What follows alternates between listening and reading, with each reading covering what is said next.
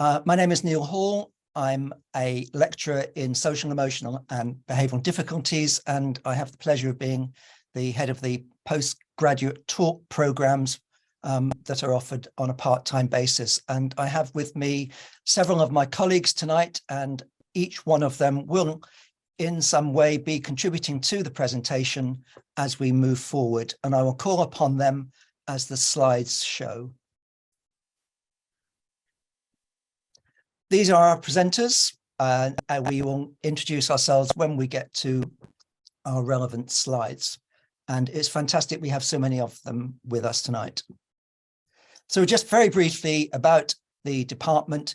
We are the largest department of its kind in the UK and in Europe, and we have a mix of researchers, professional practitioners, and a very wide and wonderful range of students. Our teaching provides a range of courses from master's and doctoral levels, where we focus upon the professional development of teachers working with children and or adults with different disabilities and or additional learning or support needs. And the majority of staff are undertaking exciting research, and their projects take them around the globe, all seeking to understand better and to improve the inclusion of people in education and society more broadly. And this mix of research and teaching, we believe, gives the department a distinctive feel, and we are proud to be part of it. And I'm going to ask if this is acceptable for my colleague, Dr. Andrea MacLeod, who's an assistant professor in the department, to speak to this slide.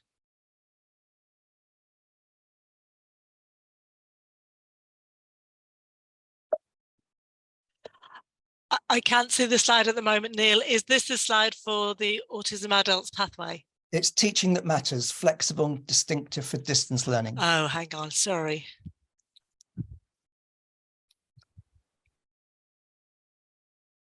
Okay, so I think what we have in common for all of our pathways is that our teaching is underpinned by key values and theories, and you'll be hearing more about that from each of us as we explain the different pathways. We're looking at inclusion in its broadest sense and education in its broadest sense, as one of the distinctive things about our department is that we are looking across the lifespan.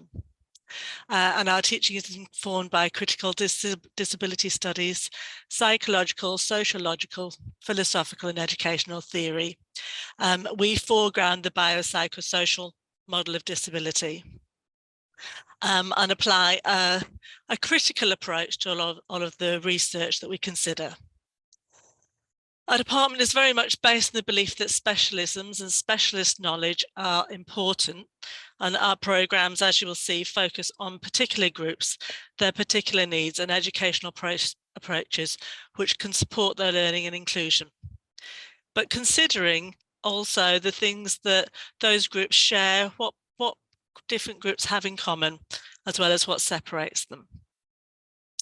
The majority of our courses are part-time and distance education. And one of the great things about that, and one of the things that we try to embed in our teaching approach, is a flexible approach.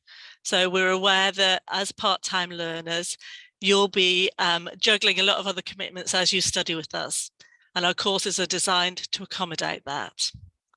And designed to recognise that although you're studying it at a distance, you need opportunities to be coming together, and we try to provide lots of opportunities for you to have a dialogue with one another, both within the courses that you study and across those courses as well. In fact, we have a really vibrant alumni community on LinkedIn.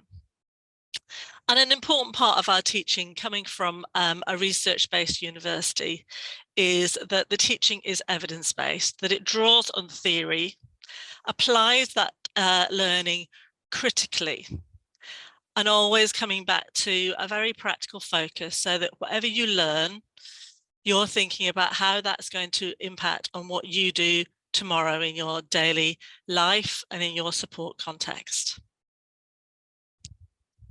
Okay, I'll hand back to you, Neil. Thank you, Andrea. And so we have the slide on online teaching and learning, and I wonder if Dr. Prithvi Pareppa could talk to this, please. Okay, so as Andrea has just said, we have all our teaching is online, so you'll have access to a lot of material on what we call as our virtual learning environment, which is called as Canvas. You may not have heard about it, but you'll get to hang off it once you join Birmingham. So there'll be learning material for each unit or each week on our virtual learning platform. But along with that, which will include readings, recordings, and all sorts of activities. You'll also have opportunity to have a tutor group where you'll have a tutor to meet on a regular basis who would be giving you an opportunity to interact in sync in kind of live sessions where you can actually talk to each other and share ideas. So there are opportunities to do things virtually at your own pace, but also opportunities for you to meet physical, well, virtually still, but in an online opportunity. And University of Birmingham has obviously a vast library, and a lot of reading on your courses for any of your materials would be available online. So you can actually access a lot of online material, journals, as well as books and materials. So there's an opportunity to do a lot of stuff online, I suppose. And obviously, if you're doing your master's with us, there will be opportunities for you to engage in scholarship and research. And as Andrea has just said, a lot of it is practice informed. So there are opportunities for you to reflect on your work. So research at a very small scale, as well as doing your dissertation in your final year. Over to you, Neil. Thank you very much, Prithvi.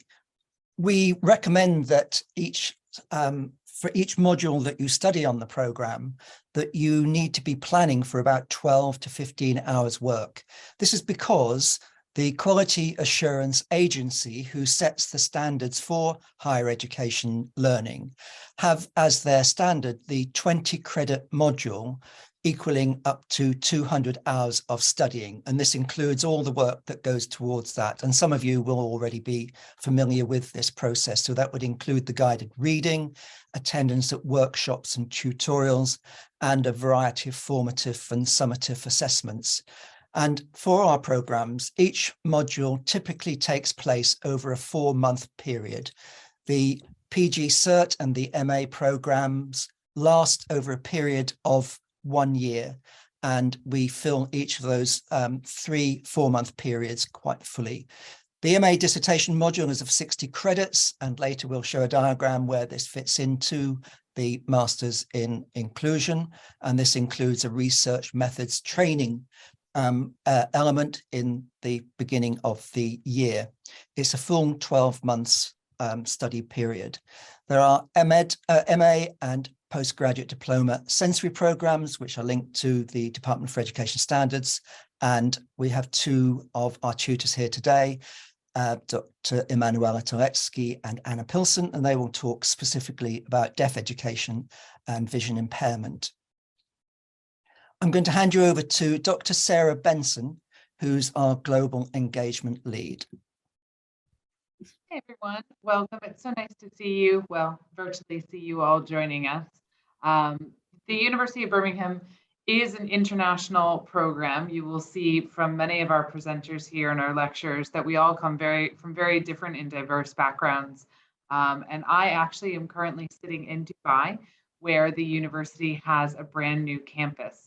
And I know that there's lots of teachers around the world teaching in British curriculum schools, or people from other countries who are interested in joining our programs and have that ability because they are at a distance and our programs run as distance education.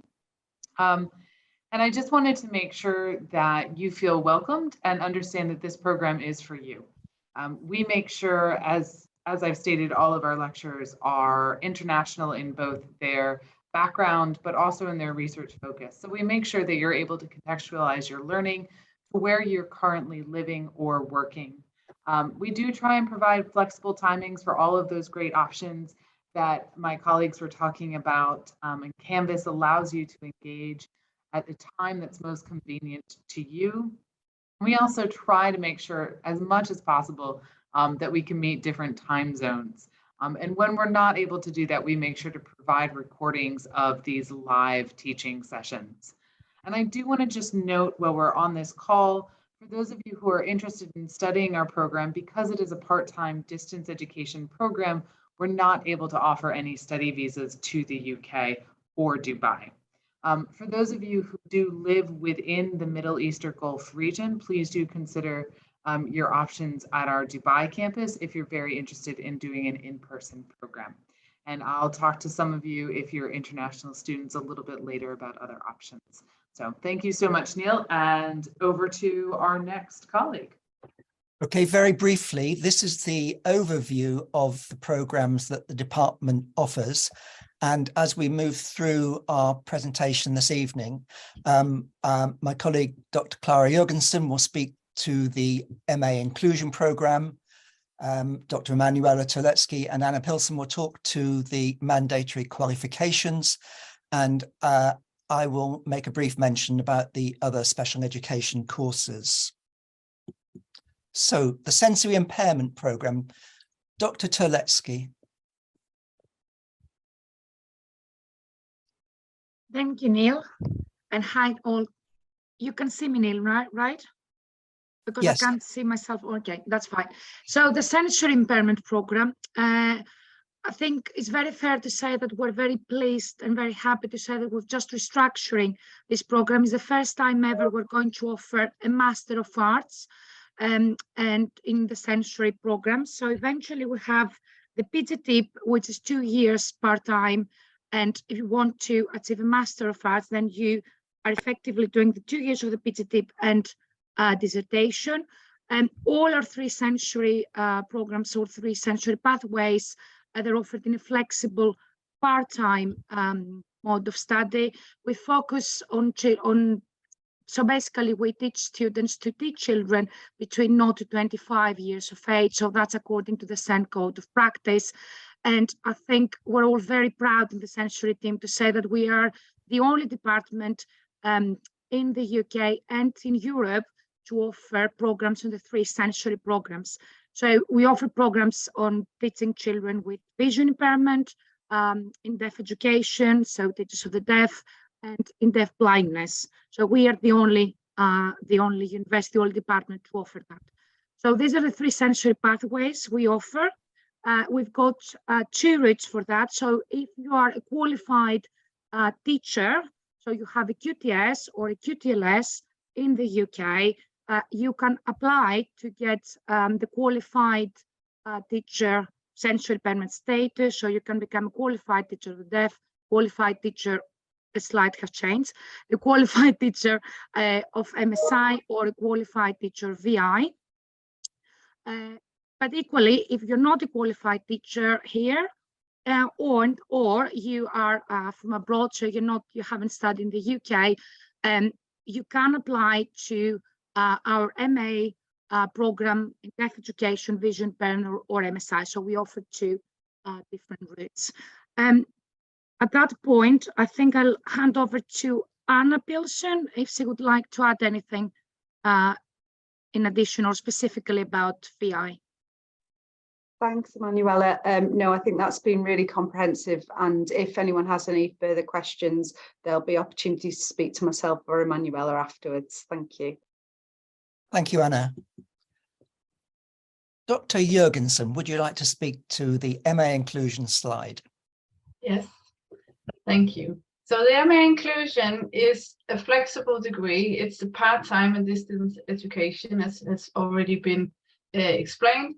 And it's a degree that provides students with the opportunity to develop their understanding of inclusive practice, but also choose specialist pathways which focus on distinctive learning needs of different groups of children. So on the program, we have 5 pathways designed for those who want to make a difference to the lives of children, young people, and adults with diverse needs. Students have the option of registering for a 1-year postgraduate certificate or to do a 3-year MA degree. So for a specialist pathway qualification at MA level, students must take at least 120 credits in their specialist pathway. And I'm not completely sure 6 modules correct, because it would be 3 modules and the dissertation, wouldn't it?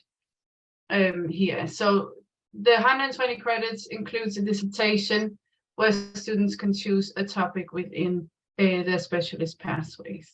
And to describe a little bit how this works, I think we have a slide on the different modules and the structure of the program. So as you can see here, we have the 5 pathways at the top. We have autism children, autism adults, SEBD and mental health, severe learning and profound learning difficulties, and special educational needs.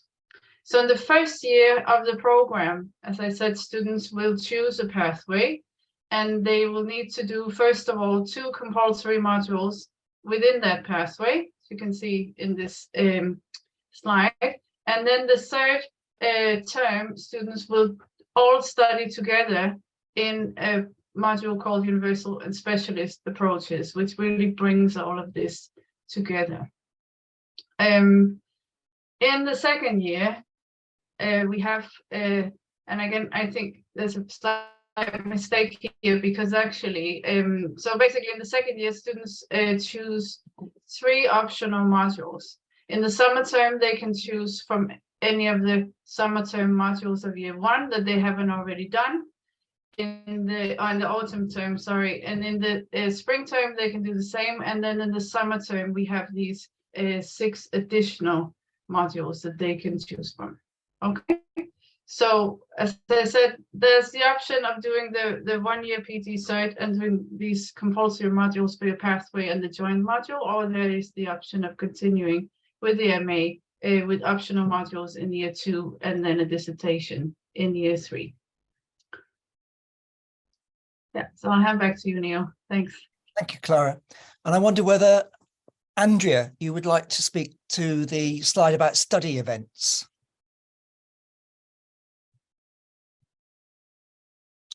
Yes, that's fine, Neil. Sorry for the delay, just unmuting myself because I keep forgetting to mute and unmute.